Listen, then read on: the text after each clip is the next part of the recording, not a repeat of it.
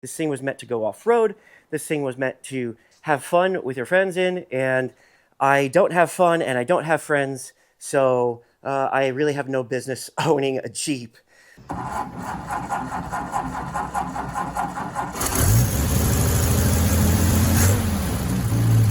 Welcome to Dirt, Sweat, and Gears, where dreams can come true, if you're willing to sleep through 10 years worth of nightmares. We are here with my 1999 Jeep Wrangler Sahara. I've had this for about 10 years now, and it has been an absolute beast of a workhorse. This thing has, over time, been one of my most reliable vehicles. And today, we're going to say goodbye.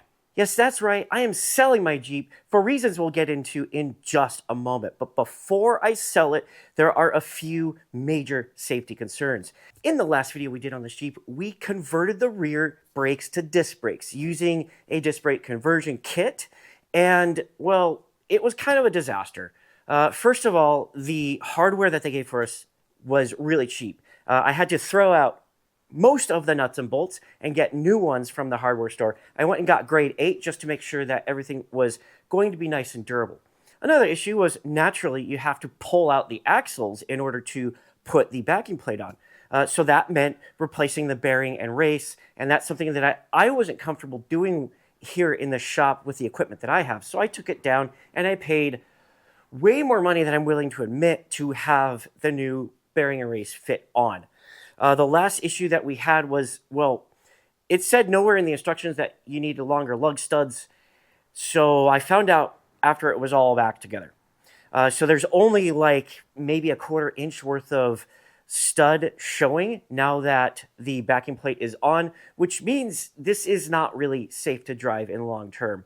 I was able to fit the rear wheels back on, and we've been moving it around the yard and driving it around the block, but I just don't feel comfortable selling this to somebody until I get these lug studs on the car.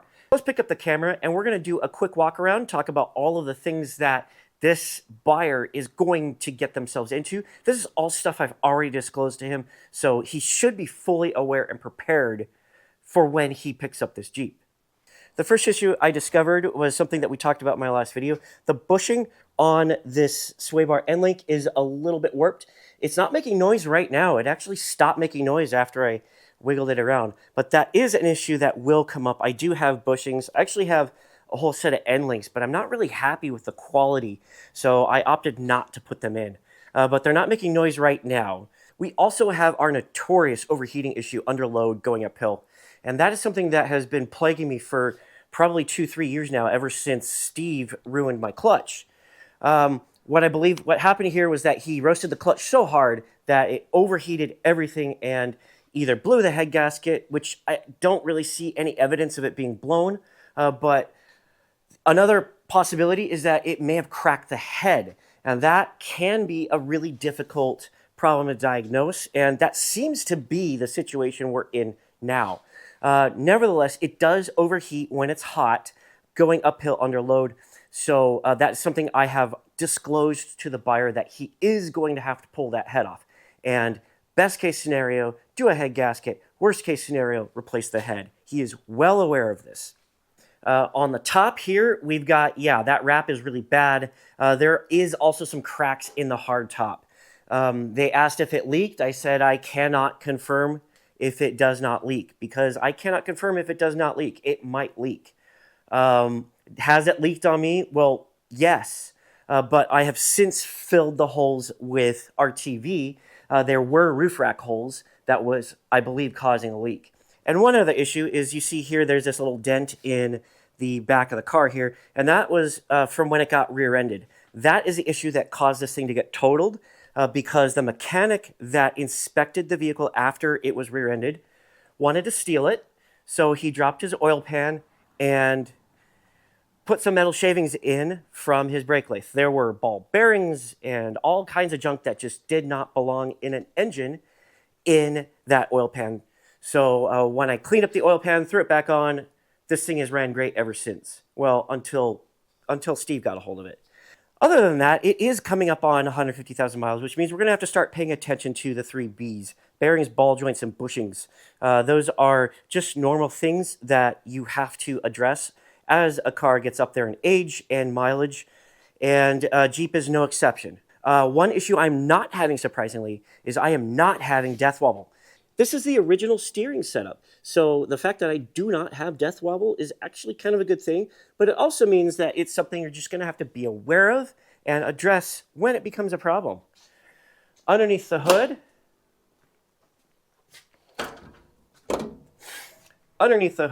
I have a brand new battery. I've got a Mishimoto radiator. I've got a fail-safe thermostat. The AC works. I've got a really fun overflow bottle over here. And there's not a whole lot to report here. I haven't done very much to this thing. I also did the full HVAC refactor in here, which involves some work into the engine bay. And new heater core, new evap, new controls, switches to turn all this on because that burnt out. We got a new head unit in here. It can be a really nice place to be. It just needs to be cleaned up. The carpet, if you want to make it a nice, like factory nice Jeep, you'll want to replace the carpet because there's some paint spilled there. But if you're just looking to go off-roading and do Jeep stuff, you're not going to care about that. Underneath the Jeep, we've got the rebuilt transfer case. We've got upgraded suspension components for the lift. We've got a 2-inch lift with Bilstein shocks and Old Man Emu springs. And what else is there to report here? We've also got the 4-wheel drive selector as a cable, not that weird, stupid contraption they come with from the factory, which is great. We've got new differential fluid. We've got new transmission fluid. And that is about it. We have a trailer hitch here, and I have made lots of use of that, which I guess is a good segue into why I'm getting rid of this Jeep. The simple fact is that I have not been doing Jeep stuff with my Jeep. I've been doing truck stuff with my Jeep, and Jeeps are terrible trucks. There's no bed. I gutted the rear end and used it as a tiny bed for a while, and that was really helpful for working on my dad's house. But it's even doing that, even pulling trailers around, it is being underutilized as a Jeep. This thing was meant to go off-road. This thing was meant to have fun with your friends in, and I don't have fun and I don't have friends, so I really have no business owning a Jeep. And like I said, I need a truck. And, well, I have a truck. I have more than one truck. I have actually 4 trucks. So there is no reason why I should not have a truck and no reason why I should be using my Jeep as a truck. So if I get rid of it, I will be fully incentivized to focus my attention on fixing my S10. And I cannot wait to do that because this is going to be a really great, useful little truck to drive around in. And once I fix that one, I can fix that one, I can fix that one, I can fix that one. And that one, the green one, the pickle truck, that's going to be my forever truck. So this is all projects that we're going to be working on over the next couple of years. Hopefully the next couple of years and not the next couple of decades. So enough rambling, let's get under this Jeep and let's take apart the brakes that I just put in. Well, it wasn't that bad. It wasn't nothing, but it wasn't terrible. My biggest concern turned out to be a red herring because I was really concerned about this handbrake cable, and you can see I disconnected it from the drum, and I didn't need to do that at all. So all I had to do was take out the 4 bolts for the backing plate, and then I was able to get the axle out. To get the axle out, I put the rotor on backwards, put a couple of lug nuts on it, and then just tapped it with the rubber hammer until it dislodged. Not a big deal. So now I got to take this whole contraption out to my press so that I can press out these lug studs. You could probably do it with a hammer, but I have a press, so I'm going to use it. Well, it's a little cramped in here. Excuse the mess. This is all my cousin's stuff that I am keeping safe for her. We have here our 20-ton press. You don't need a 20-ton press to make this happen. There's a number of tools you could use to pop out lug studs, including just a hammer. But since I have this thing, it really does make life so much easier because now it is stable on the plates here, and I can just push the lug stud out one by one, and we'll be able to do the reverse process of getting the new ones in. So we got this all tight. I can't find my jack handle for using this thing, but we should be able to make it work with the tools we've got.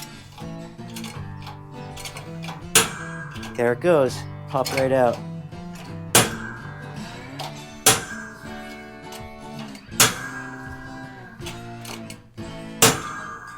You don't get used to that, Pop.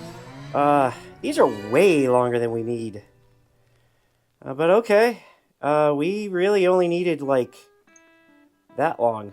But we got really, really long. So let's just roll with it. We may have to get new lug nuts. I don't care. I've already spent the money on lug studs, and I'm not going back on this. Now, I really didn't feel comfortable over at the press. So I tried a different idea, and I think it's going to work. You can see I have one pressed in already. So what I did here was I got a stack of really thick washers. And these are grade 8 washers. I thought they would hold up a little bit better than they did. But I think I'm going to... Yeah, I'm still going to use the grade 8 washers because I need these for something else. And I don't want to completely ruin them. So we have a sacrificial lug nut. It is clearly already ruined. So we're just going to go ahead and keep using it and hope it doesn't melt. It's a little warm right now.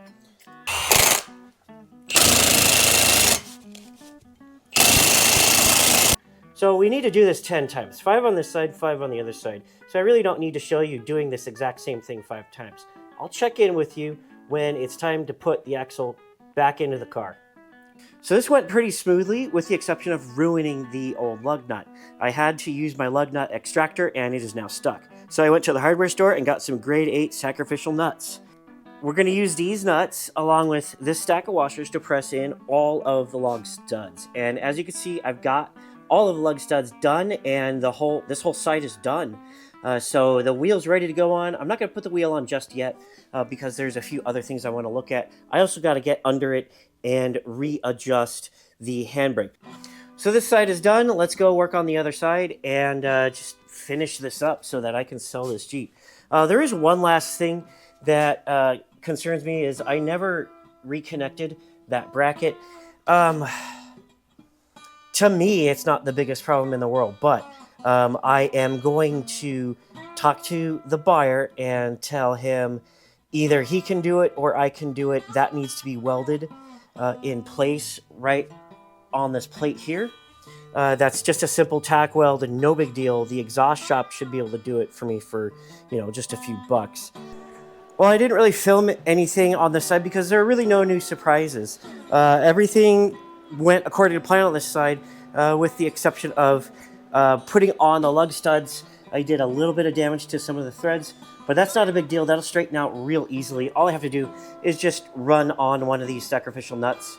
And yeah, there was a lot of heat that generated when you run these on. So you got to kind of take your time. You don't want to just overheat them because if you overheat them, you'll start to round out the nut and you'll just have more problems to solve later on. I mean, not later on, immediately before you can continue to finish up with this job. So really all you need to do is run one of these nuts on that you're going to throw out anyway and use that to straighten out the threads. You can use a tap and die kit, but I did not do enough damage to warrant pulling that out. Just literally run that on. You get just a little bit of a resistance. But since I can straighten that out with my hand, it's not a big deal at all. So let's go ahead and put the lug nuts on. I've got 8 of the 10 that I need. The other 2 will be in later today, so I'm just going to go ahead and do that off camera. So let's get these things on, and from there, this is going to be done. With the exception of welding those little tabs for the brake lines, this will be done. So with the new lug studs in and everything back together, it is time to take this for a test drive. I've got 8 of the 10 lug nuts installed. The other 2 are on the way and they're going to go in as soon as they arrive. But that is good enough to take a quick test drive around the block.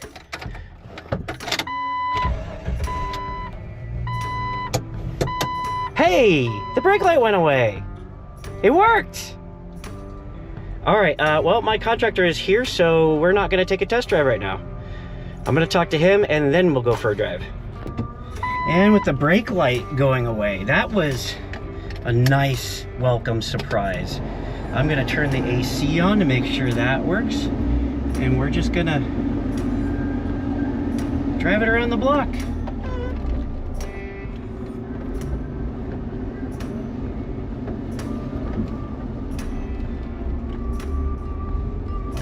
There we go.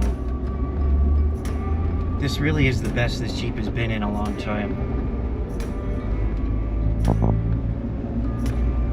You can't expect a Jeep to perform like a sports car. I mean, it's a Jeep. You can't even expect a TJ to act like a JK, because the JK has the Pentastar. This has the AMC 4.0. They're entirely different vehicles. So I think one of the misconceptions this guy had was that, you know, he arrived here in a JK, and like, and he didn't know what he was even looking at, because they're just so different of a vehicle.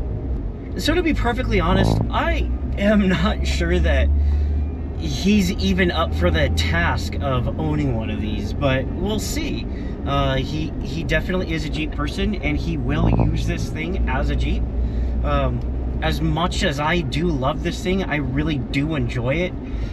I just don't enjoy it the way Jeep people enjoy their Jeeps. I don't need it. I don't use it. I don't do what this thing is really good at. So it just makes no sense for me to have it. It is really cool though. And every time I get in it, I think, man, this thing is cool. Everything aside from the overheating condition, which we're not going to experience today because it's not hot enough for it. Man, the way it rides like a Jeep, honestly. The ride is actual trash because of the front and rear solid axle. But if you're willing to live with that, you know, it comes with the territory of owning it. The brakes are great. The suspension's great. It shifts really nicely now. AC works. Mechanically, the only thing this thing needs is the head work. And from there, it just needs cosmetic work. And I was ready to do the cosmetic work, but you know, the reality is that you're not gonna ever get out what you put into a vehicle when you go to paint it.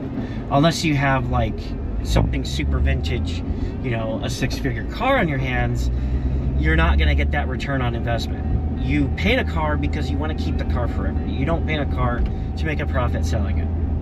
So at best, if I were to sell this after I finish working on it, at the very best I would break even, but I would most likely take a $2,000 loss, maybe more than that. As trash as the ride is, there is still something special about bouncing around, you know, at every little crack in the road, every little pebble, every little dip. It's just, you feel like you're off-roading when you're just driving around town. It's amazing. It's amazing and terrible at the same time. I gotta be honest with you all. If he doesn't want this Jeep, I am not gonna be heartbroken about it. If he wants to try to lowball me on this Jeep, I'll tell him I'm happy to keep it. Because this is special. I'm never gonna get around these people because they're all waiting to go to In-N-Out. And after putting so much work into this thing, it is kind of heartbreaking to get rid of it. But at the same time, I do want to move on to other projects. I do not want to rebuild the top end of this. I want to get my truck running because I need a truck. I really desperately need a truck right now. My plan was to fix this up and then drive it around with the trailer for all of my truck needs while I'm fixing the truck. And that's still a good plan. And if it turns out that that's what I end up doing, I'm happy to do it. But if this guy wants to give me money to get out from under this thing before I put in that investment, then I'm happy to let it go too. The thing with this particular TJ is these things are worth money. They've held value very well over the years. But the problem in terms of value with this Jeep is that it has a salvage title. Now, it's not a big deal if you're looking to own it forever.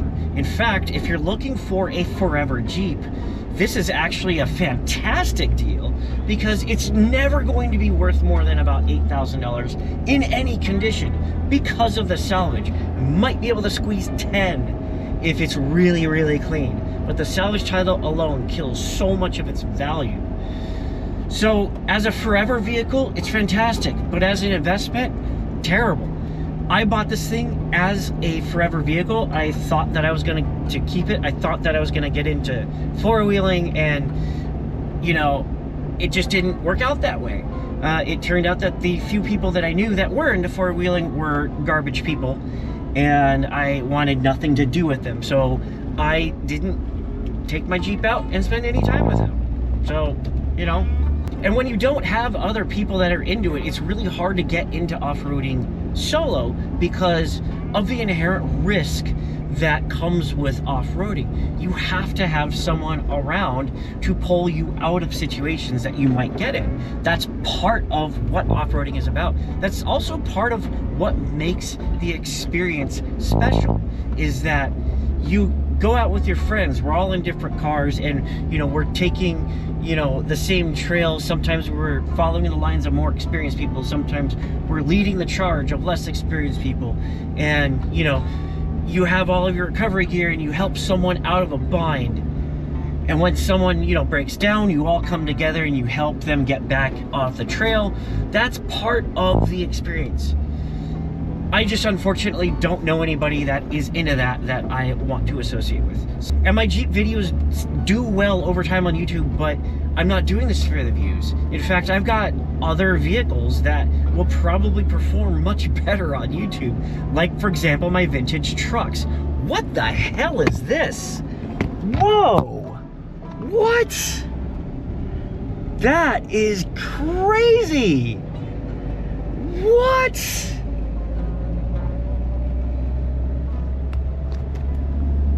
That was badass. I've never seen a house like that here. So I guess this is a good test drive. Nothing broke. We've had a nice, smooth ride together. Let's go back home, and I guess I'll check in with you once I either sell this thing or don't sell this thing. And we'll do the outro then.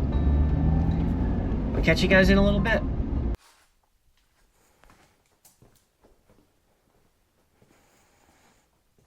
Well, it's done. Today I took the Jeep down to the muffler shop to have Eli over at Best Muffler weld on the tabs for the brake lines, and I let him know that it's ready to go, and he pretty much came right over.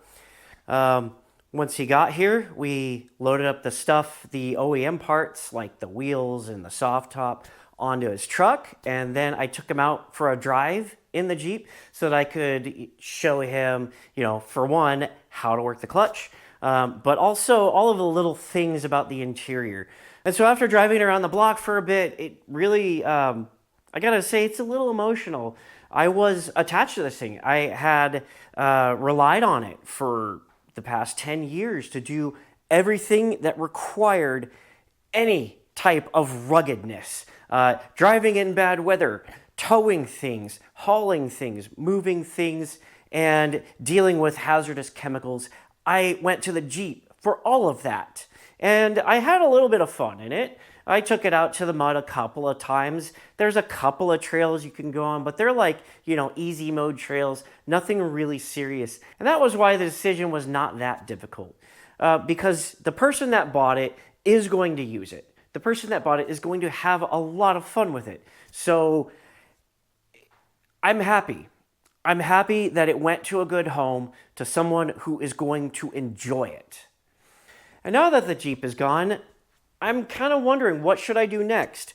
And that's where this Prelude comes back into play. You see, I've been doing a lot of work on this Prelude. If you've been following this channel, you know, obviously, I am kind of a Prelude guy.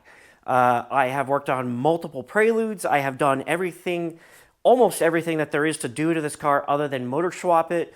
And in this past year, I have done a lot of hard work on this car to make it a really fantastic car. But I need a truck But as you notice, I've got a Camaro here, I got a Prelude here, and there's a bunch of stuff where the camera is right now.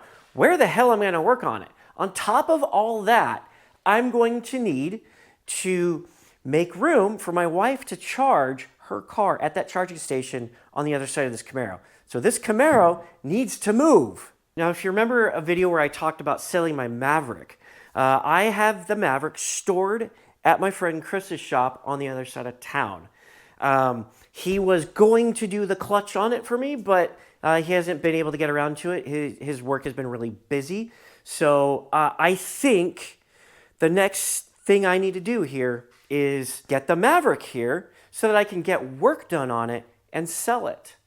Because that's a very, very cool car, and that needs an enthusiast buyer as well.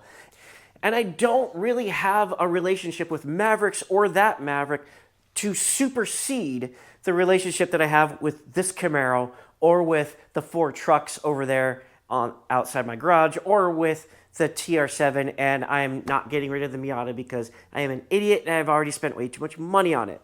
But that's all going to happen after Radwood. We have one more project to do on this Prelude before taking it to Radwood, and we're going to work on that in an upcoming video.